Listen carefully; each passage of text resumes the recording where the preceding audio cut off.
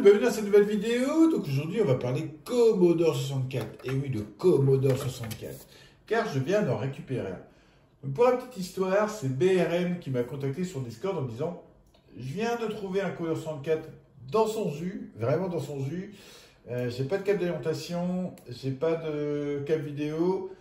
Donc il n'est pas testé, je l'ai même pas ouvert. Bref, est-ce que t'en veux? C'est vraiment dans son jus. Je me dis, ah, c'est quand même à double tranchant souvent les machines dans son jus. Il y a beaucoup de chances quand même que ça marche pas. Ça a été jeté parce que ça marche pas.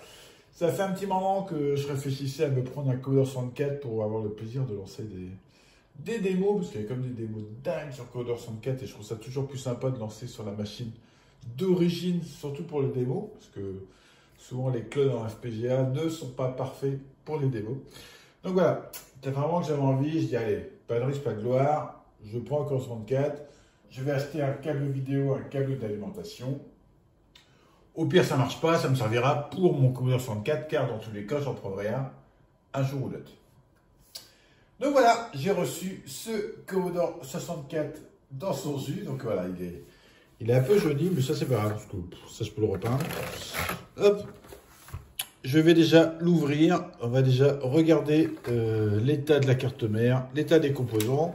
Si c'est pas trop catastrophique, je vais commander une alimentation et un câble vidéo pour pouvoir le tester. Je tiens aussi à préciser qu'avec le Commodore 64, j'avais ceci chez oui, le lecteur de disquette. Super classe, 1571. Donc voilà, bien gros, un bon gros lecteur de disquette. Oh, ça c'est chouette. C'est vraiment ce qui m'intéresse. Parce que autant je vais mettre peut-être une Kung Fu pour simplifier quelques chargements, mais mon but c'est vraiment convertir en disquette et utiliser des bonnes disquettes. Je kiffe ça, je kiffe ça. Et j'ai un ami qui m'a filé en plus toute une boîte de disquettes. Donc ça c'est chouette. Donc mon délire, si j'arrive à le faire fonctionner, c'est vraiment avoir des démos et quelques jeux, mais pas trop jeux, surtout des démos mis sur disquette, charger la disquette, démarrer le Commodore 64 et prendre plein les mirettes et plein les oreilles. Voilà le but de cette machine. Donc maintenant, première étape, je vais le démonter. Et donc, première étape, je l'ai démonté pour voir déjà s'il n'y avait pas des traces de coulure, s'il n'y avait pas de soucis au niveau de la carte mère. Donc, j'ai vraiment enlevé la carte mère, j'ai regardé les deux côtés, je ne vois rien de particulier. J'en ai profité pour prendre plein de photos que j'ai postées sur Discord pour voir un peu avec les gros spécialistes du Commodore 64 si pour eux c'est intéressant ou pas, si ça vaut le coup que j'investisse dans une alimentation et dans un câble vidéo. Pour eux, ça peut valoir le coup de jouer le jeu. Maintenant, c'est qui tout double. Donc, je vais commander ça et on va voir si ça fonctionne. Donc, nous voilà maintenant dans mon bureau. On va enfin pouvoir tester ce Commodore 64. Voilà, je vais enfin pouvoir le tester parce que entre le début de cette vidéo et aujourd'hui, il y a facilement 3 semaines qui sont passées.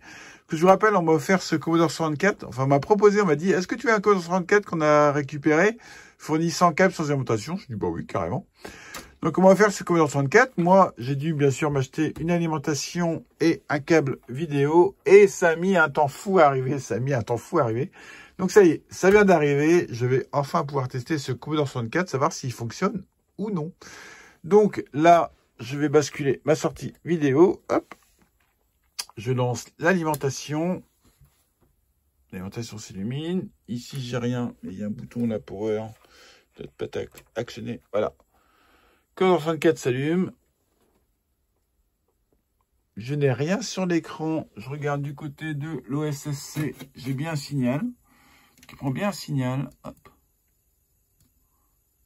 Voilà.